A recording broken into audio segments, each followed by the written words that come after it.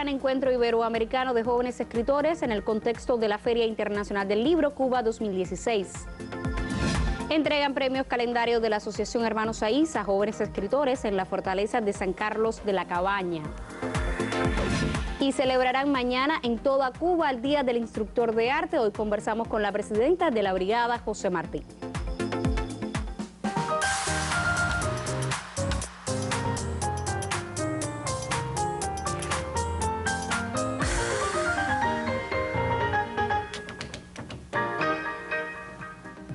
Saludos desde La Habana. Comenzamos una nueva emisión del Noticiero Cultural de la Televisión Cubana este miércoles 17 de febrero de 2016. Más de 50 autores se dan cita por estos días a propósito del Encuentro Iberoamericano de Jóvenes Escritores. El intercambio que se desarrolla en el contexto de la 25ª Feria Internacional del Libro reflexiona sobre los desafíos de la literatura en el continente. Escritores, narradores, poetas, dramaturgos y ensayistas de toda Latinoamérica se dan cita en Cuba por sexta ocasión durante el Encuentro Iberoamericano de Jóvenes Escritores. Por algo más de 5 días transcurre dicho intercambio que brinda la posibilidad de reunir a noveles de todo el continente con el fin de promover la obra que producen, los proyectos de inserción social de la literatura, así como la promoción de textos que publican diferentes editoriales nacionales y extranjeras. Este tipo de encuentros siempre son muy productivos en el sentido de que uno como creador puede entrar en contacto con jóvenes que tienen intereses similares a los de uno, con experiencias similares a las que uno realiza y un poco en la comunión universal que representa la literatura, que significa la literatura, encontrar un lenguaje en común a través del cual compartir y conocer cómo se están moviendo la literatura. Desde su fundación en 2011, el intercambio ha evolucionado de manera notoria, impregnando a sus participantes un sello identificativo. El evento, la evolución principal ha sido los frutos y los resultados de trabajo que ha generado esta conexión como puentes que se han trazado entre los mismos escritores de las distintas provincias cubanas y las distintas regiones. De ahí se han derivado antologías de poesía cubana y uruguaya, poesía cubana venezolana, ediciones de jóvenes poetas cubanos en México. Se han promovido también en Twitter videopoemas de autores cubanos, pero se ha promovido también en Cuba la obra de algunos de esos escritores que han pasado por los eventos por editoriales cubanas, por ejemplo. La cita, organizada por el Centro Cultural Dulce María Loinás y la Asociación Hermanos Saiz, se desarrolla además en el marco de la Feria Internacional del Libro y la Lectura. Este espacio de reflexión reúne acá más de 50 autores de Brasil, Honduras, Puerto Rico, Cuba, Argentina y España y constituye el marco propicio para la presentación de proyectos de inserción social de la literatura y el libro en las comunidades por parte de los mismos creadores. Lice Rosabal, Noticiero Cultural. Libros de diferentes generaciones, temáticas y estilos presenta la editorial camagüeyana Acana en la 25ª Feria Internacional del Libro. La Feria del Libro genera una gran intensidad para los lectores. Ejemplares de la editorial Acana llegarán hasta la fortaleza de San Carlos de la Cabaña durante la 25ª Feria Internacional del Libro de La Habana. Habrá propuestas infantiles, históricas, de recetas de cocina, poesía y narrativa. Entre los títulos aparecen Un soplo de niebla en la llanura de Mayren Gómez, Los cuadernos de historia principeña 13 de Elda Cento, Fernando Alonso, su ideario pedagógico de Marlen Moreno la Antigua y Pensar la cultura en cubano de los autores Olga García Hierro y Luis Álvarez Álvarez. Aproximadamente con 15 títulos, distribuidos además en cada una de sus colecciones. Te puedo mencionar algunos. Vamos a estar presentando, los primeros libros serán de narrativa, la novela de Alberto Garrandés, Capricho Habanero, pero también se estará presentando un libro de Lorenzo Lunar, el escritor de Santa Clara, de Dos Pingües y otros delitos comunes. Hay libros infantiles también, Mentiras Piadosas, un libro editado por Odalis Calderín y Mayelín Portales, que tiene la particularidad que es un libro cuyos autores son niños. Fiel reflejo de su gente y sus tradiciones, la editorial camagüeyana, que debe su nombre al poema de Nicolás Guillén, cumplió 25 años de creada con la suerte de desarrollar un trabajo de impacto en la región y el país. En un contexto de complejidades culturales, todavía muchos encuentran en el papel impreso un tesoro. La editorial Acana propone varios títulos en la Fiesta de las Letras. Oportunidad de acceder a la riqueza interior de sus textos. Momento para el enriquecimiento intelectual. En Camagüey, Jaime Amargós, Noticiero Cultural.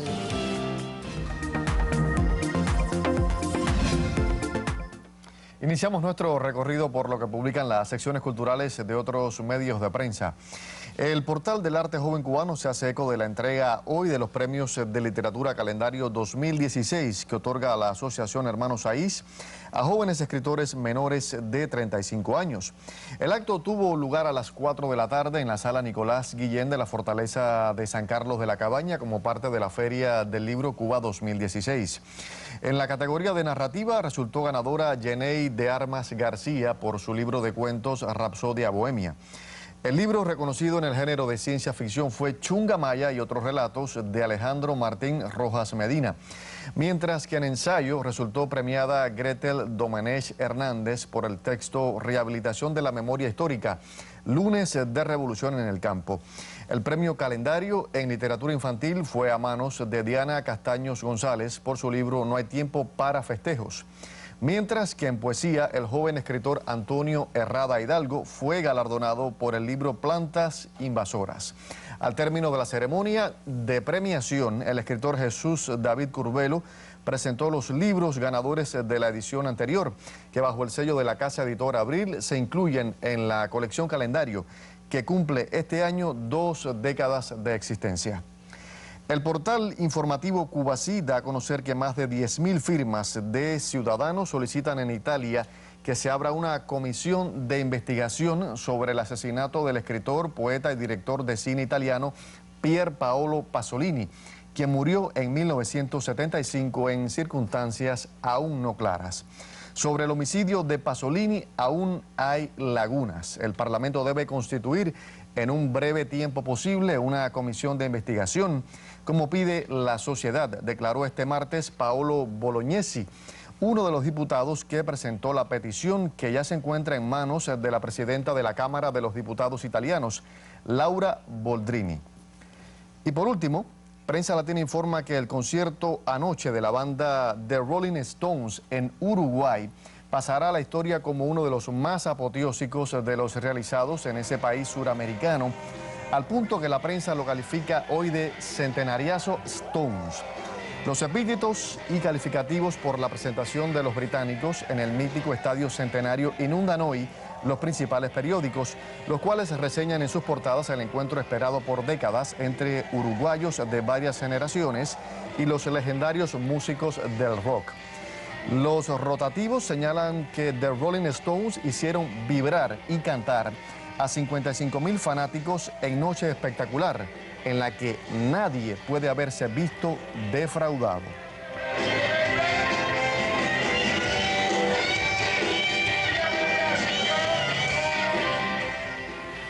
Y así termina por hoy nuestra revista de prensa Indira. Nos vemos este jueves. Muchísimas gracias, Fibra. Aquí te estaré esperando. Vamos a hacer nuestra primera pausa. Al regreso, la periodista Magda Recic conversará en primera persona con Indira Fajardo, presidenta de la Brigada José Martí, pues mañana se celebra el Día del Instructor de Arte. Usted no se vaya.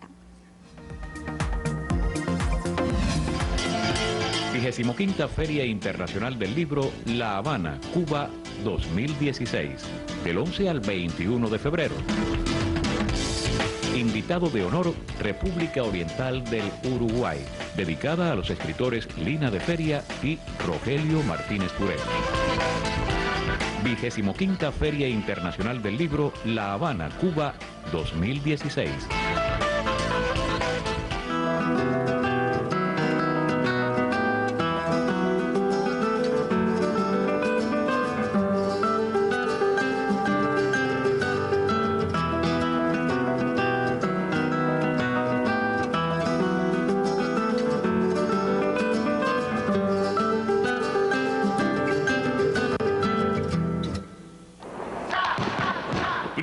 Festival de la Salsa 2016 en el Parque Almendares del Gran Parque Metropolitano de La Habana. Llegó la salsa. Salsa tiene, ¿qué es lo que tiene? ¿Qué es lo que tiene?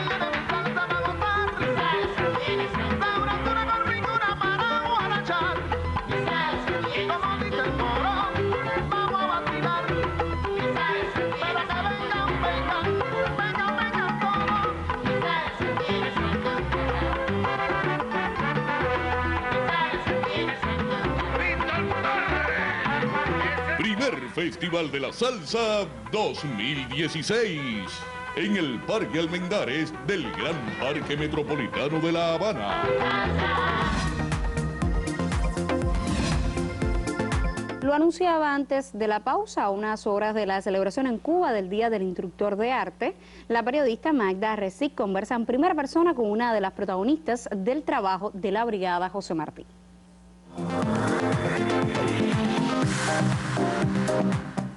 En primera persona, en el Noticiero Cultural, nos dedicamos hoy a celebrar junto a una organización que ha hecho mucho por fundar alrededor de las artes su aniversario, pero también ese día dedicado por completo a los hombres y a las mujeres que desde la Brigada de Instructores de Arte han hecho mucho por sensibilizar a la población, a los estudiantes con los temas relacionados con el arte y la literatura. Con nosotros se encuentra Indira Fajardo, presidenta de la Brigada de Instructores de Arte. Bienvenida a nuestro Noticiero Cultural. Muchas gracias nuevamente por la invitación. Cómo no. En estos días hemos estado teniendo cuenta de lo que va a suceder con la brigada, especialmente de todo ese movimiento que a nivel de base ustedes realizan para de alguna manera conocer de cerca las problemáticas más importantes que la brigada está asumiendo y debe enfrentar.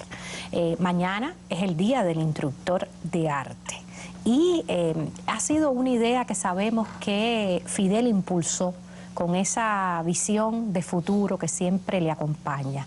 El instructor de arte como un elemento que debe jugar un papel fundamental en la sociedad cubana contemporánea. ¿Cuál es ese rol?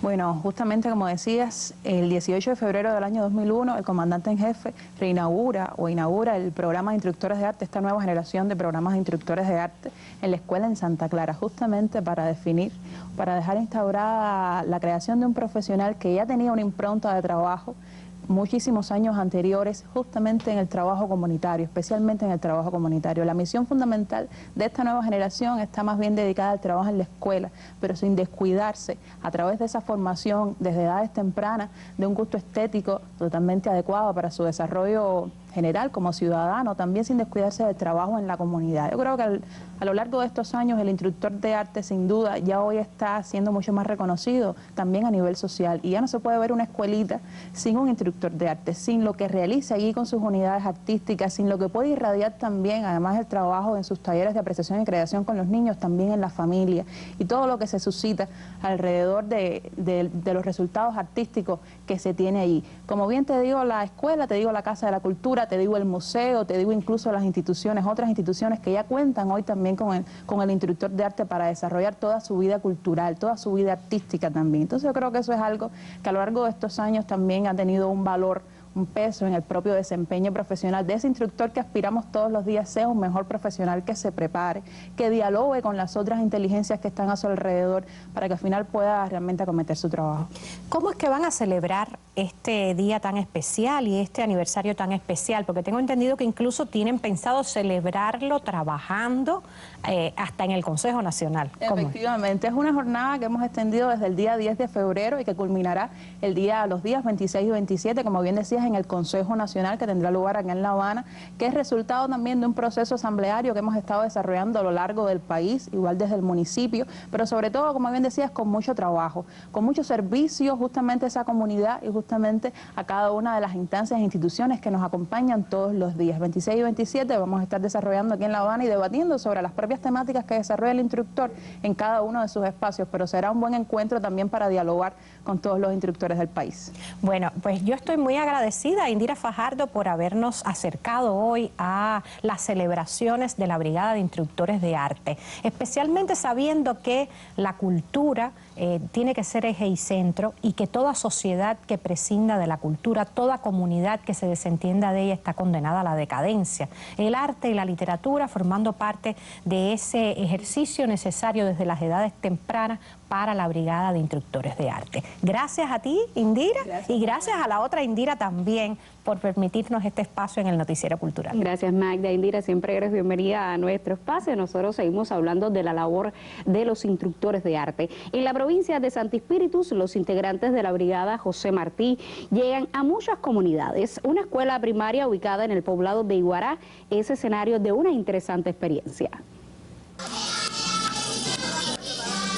Es hora de comenzar la fiesta. En la Escuela Capitán Raúl Peroso Fuentes se celebra el Día Pioneril de la Cultura con una gala artística. Los protagonistas del suceso muestran los resultados de los talleres de creación. Les enseñamos sobre todo danzas cubanas, les enseñamos bailes latinoamericanos, como por ejemplo Venezuela. Trabajamos la obra martiana también. Los preparamos para actividades y festivales. El encuentro cultural estuvo dedicado al Día del Instructor de Arte. Todas las manifestaciones están representadas en una actividad que coordina la escuela con la ayuda de la comunidad de Iguará. Yo canté el punto cubano, que es una canción que me gusta mucho y que a mí me gusta que mis amigos lo escuchen. Desde pequeño he visto a las personas actuar y he sentido algo en mi corazón que me ha gustado hacerlo. Yo participo en el zapateo, en la conga, en la comparsa. El sueño mío cuando yo sea grande es bailar. ¿Ves? Y me gusta que me aplaudan. El Día Pioneril de la Cultura es un encuentro para socializar conocimientos y dinamizar la vida escolar. El semiinternado Capitán Raúl Peroso Fuentes tiene la particularidad de incluir en su matrícula alumnos de la enseñanza especial. Para ellos también es la fiesta. Nosotros tenemos personal que está capacitado para trabajar con esos niños y de forma directa trabajan y hacen que su vida sea más alegre y dinámica dentro de nuestro centro. Un día en la Escuela Capitán Raúl Peroso Fuentes es un encuentro con el arte. Quienes los visitan por primera vez disfrutan el punto cubano, se animan a bailar zapateo y a reír con los payasos del circo Los Mambicitos de Iguará. Desde Santi Espíritus, Jenny Fleites, Noticiero Cultural. A continuación, la periodista Tania Trujillo nos presenta nuestro habitual recorrido internacional de cada miércoles. El Museo Textil del Cairo acoge por estos días una exposición sobre la moda faraónica. La muestra ofrece una idea de las predilecciones de los egipcios hace miles de años. Los relieves policromados de los templos indican el estilo de aquel tiempo, mientras que las telas muestran un gusto por las prendas ligeras y el lino. Este último fue muy usado por las élites y la aristocracia en tonos claros. Los antiguos egipcios contaban con lavanderías y talleres textiles que les permitían mantener sus ropas en perfectas condiciones. Todas esas tendencias han llegado hasta nuestros días, influyendo en la moda occidental y en los atuendos típicos de Oriente Medio.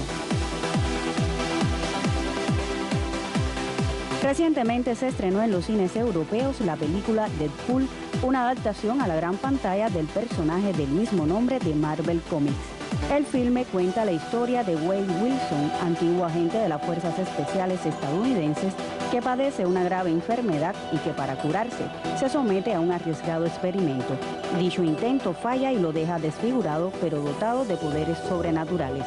Ryan Reynolds y Ed Skrein son los protagonistas de la película. Algo inusual de este superhéroe de Marvel es que no se toma nada en serio. Y el Museo de la Ciencia de Londres explora la obra de Leonardo da Vinci, desde máquinas voladoras hasta arcos gigantes. La exposición se centra en sus diseños mecánicos y muestra su extraordinaria inventiva.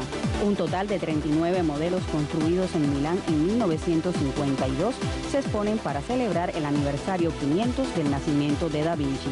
Con sus diseños científicos se adelantó siglos a su tiempo y creó desde una máscara para respirar bajo el agua hasta un higrómetro que mide la humedad del aire. Mirando en su contexto, es un visionario increíble. La exposición Leonardo da Vinci, las mecánicas del genio, podrá visitarse hasta el 4 de septiembre. Tania Trujillo, Noticiero Cultural. Tiempo de nuestra segunda pausa. A la vuelta estaremos abriendo nuestra sección Contrapunteo, que esta semana dedicamos al coleccionismo institucional de arte en Cuba.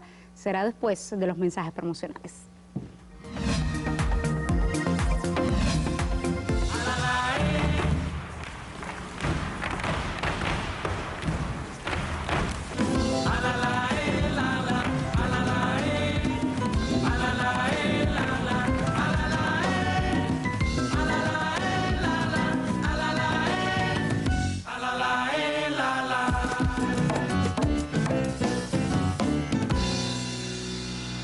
Algo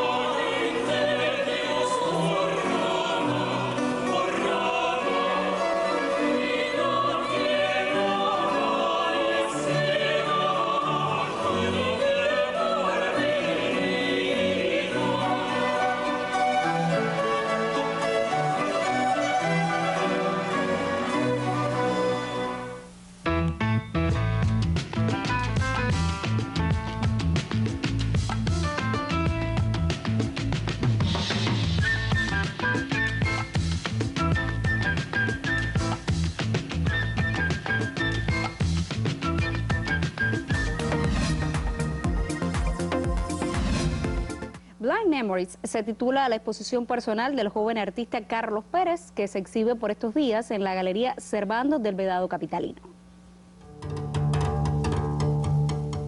Mente en blanco y una exposición con obras eróticas y citas constantes al artista estadounidense Thomas Eakins, que vivió a finales del siglo XIX y principios del XX. Fue un amante de la fotografía y su obra Swimming Pool, con modelos masculinos, causó grandes revuelos en su época. Carlos Pérez se apropió de la obra de ese artista. Las pinturas que hoy exhibe recuerdan el proceso de envejecimiento de las fotografías recurrente en las producciones anteriores del joven creador insular. Y de ahí los ocres y los sepias y el recurso de las manchas presentes en las piezas de gran formato. Una muestra que, como Carlos Pérez afirma, hace una relectura de la pintura clásica y acierta a nivel formal. Exposición personal de Carlos Pérez en la Galería Servando de la capital. William Capote, Aleida Piñero Meneses, Sistema Informativo de la Televisión Cubana. Esta semana nuestra sección Contrapunteo está dedicada al coleccionismo institucional de arte en Cuba. El crítico Hanlet Fernández nos ofrece hoy sus criterios.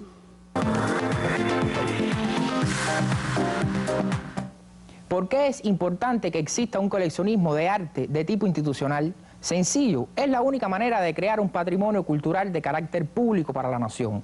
Si el grueso de la producción artística contemporánea encuentra recepción en un mercado externo, dada la inexistencia de un mercado interno, entonces, por lo menos por el momento, es el coleccionismo institucional la principal vía para atesorar 1% de esa riqueza cultural antes de que abandone el país de manera definitiva. La institución rectora en este propósito es, por supuesto, el Museo Nacional de Bellas Artes, que tiene bajo su responsabilidad el principal capital artístico de la nación. Junto al museo destaca la labor que han desarrollado instituciones como Casa de las Américas, el Consejo Nacional de las Artes Plásticas, el Fondo Cubano de Bienes Culturales, el Centro de Arte Contemporáneo Buferolán, la Fototeca de Cuba, algunos museos provinciales como el de Camagüey, entre otras. Ahora bien, el coleccionismo de arte no debe ser solo responsabilidad del campo cultural, sino de todas aquellas instancias que cuenten con el capital financiero suficiente como para hacerlo. Al respecto, pudiéramos preguntar, empresas como el Banco Nacional de Cuba, ETEXA, CIMEX, Habana Club, estas y otras, con un gran poder económico, ¿tienen alguna estrategia implementada para el fomento de colecciones de arte? Hasta donde sé, tal estrategia no existe. Se pudiera pensar que coleccionar arte no tiene nada que ver con la misión social de estos organismos, y es cierto, pero dado el capital financiero que movilizan, poseen mucho más potencial para coleccionar que las instituciones del campo cultural. Además, hoy en el mundo son las grandes corporaciones las que llevan el liderazgo en el coleccionismo de arte, por razones obvias. Un caso aparte es el Ministerio del Turismo y su red de hoteles a todo lo ancho y largo del país. Es visible que los hoteles compran arte. Lo necesitan para toda la decoración interior de las instalaciones. Ahora bien, ¿qué tipo de arte compran? ¿Cuál es su calidad y valor patrimonial? ¿Bajo qué criterios estéticos se compra? ¿Quién decide qué comprar y qué no? ¿Están estas decisiones y estos decisores respaldados por el asesoramiento de profesionales calificados para discernir en el juicio estético? A juzgar solo por lo visto en muchos hoteles de esta capital, la anarquía y el mal gusto parece reinar por sobre estrategias coherentes y sensatas para coleccionar. Y la principal consecuencia de un mal proceder en la adquisición de obras es el derroche de dinero en objetos de dudosa calidad estética y por tanto carentes de valor patrimonial. Muchos ángulos de este complejo tema quedan por ser explorados. No solo es importante el qué se compra, sino también el cómo se conserva ese patrimonio, cómo se le da visibilidad, cómo se hace circular para que sea un patrimonio activo, puesto a disposición del disfrute de todos. El fomento de colecciones públicas para la creación de un patrimonio cultural nacional debe hacerse con la mayor transparencia, bajo el asesoramiento de especialistas calificados para ello. Y esa es una misión que no solo corresponde a las instituciones culturales, sino a todas las que poseen las posibilidades económicas para llevarlo a cabo. Al menos esa es mi opinión. Indira. Muchísimas gracias, Hamlet. Mañana recibiremos en el estudio a Isabel Pérez, directora editorial de Arte Cubano Ediciones, quien responderá algunas interrogantes sobre el coleccionismo institucional de arte en Cuba. Yo les recuerdo que usted también puede participar si nos escribe a nuestro correo electrónico noticierocultural@ntv.icrt.cu o si nos deja su opinión en nuestra página de Facebook con la siguiente dirección: www.facebook.com/noticiero.cultural.cu. Tendremos en cuenta sus opiniones. Al cierre nos vamos a Las Tunas. El Museo Provincial de ese territorio atesora una colección de relojes muy especial. Visitarla invita a reflexionar sobre el paso del tiempo. De noche, el reloj que late es el corazón del tiempo.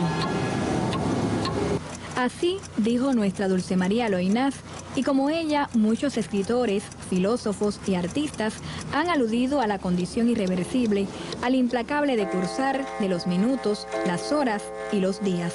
Y es que el tiempo y sus coordenadas, más allá del interés científico, han motivado desde siempre al ser humano. Grandilocuente fue, por ejemplo, el griego Platón cuando expresó: el tiempo es la imagen de la eternidad en movimiento.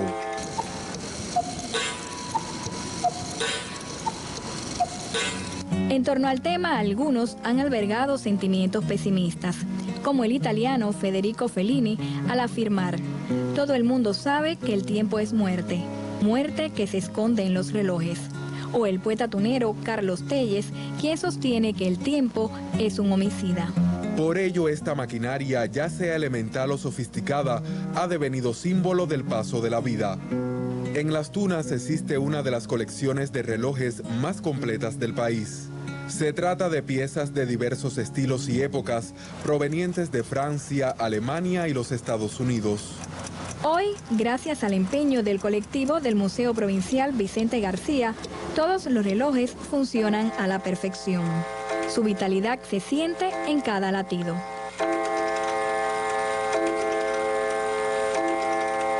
Visitar la sala dedicada a la colección tunera de relojes es adentrarnos en el mágico universo temporal. Pero podemos hacerlo con un sentido optimista y con la pretensión de aprovechar bien cada momento que nos regala la existencia, al estilo del argentino Facundo Cabral en una de sus aleccionadoras máximas. Nacemos para vivir, por eso el capital más importante que tenemos es el tiempo.